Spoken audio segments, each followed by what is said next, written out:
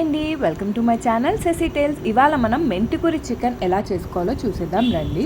First stove వెలిగించుకొని కడాయి పెట్టుకొని బిర్యానీ ఆకు, కొన్ని మిరియాలు, కొన్ని 2 లవంగాలు, ఒక యాలక్కాయి, కట్ చేసుకున్న మిరపకాయలు, ఉల్లిపాయలు ఇవన్నీ వేసేసుకొని ఫ్రై చేసుకోవాలి ఎర్రగా.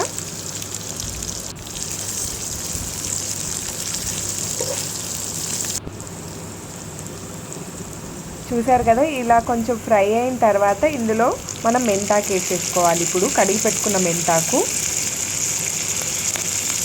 ఇది కూడా వేయించుకోవాలి. ఇది కూడా కాసేపు మగ్గించుకుందాము. ఇలా కొంచెం ఫ్రై అయిపోయిన తర్వాత ఇందులో మనం ఇప్పుడు కడిగి పెట్టుకున్న చికెన్ ముక్కలు వేసేసుకోవాలి.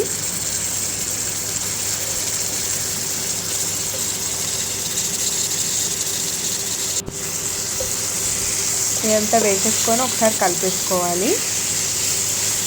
అలాగే ఇందులో సరిపడా పసుపు వేసేసుకుందాము. ఇప్పుడు కట్ చేసి పెట్టుకున్న అల్లం ముక్కలు, వెల్లుల్లి రెబ్బలు వేసేసుకోవాలి. ఇవన్నీ కూడా మొత్తం అంతా ఒకసారి కలిపేసుకొని కొంచెం కొత్తిమీర వేసేసుకొని మూత పెట్టేసి మొత్తం అంతా మగ్గించుకోవాలి, చికెన్ కొంచెం ఉడికే వరకు.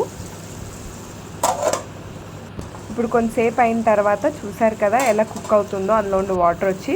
ఇప్పుడు ఇందులో సరిపడా ఉప్పు, కారం, అలాగే ధనియాల పొడి, గరం మసాలా వేసేసుకోవాలి.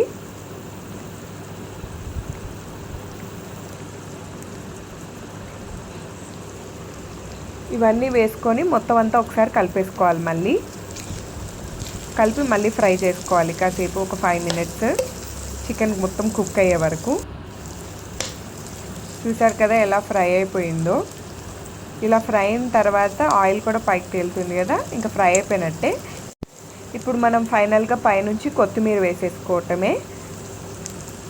అంతే, ఒక 2 మినిట్స్ ఉంచేసుకొని పొయ్యి కట్టేసి దించేసుకోవటమే.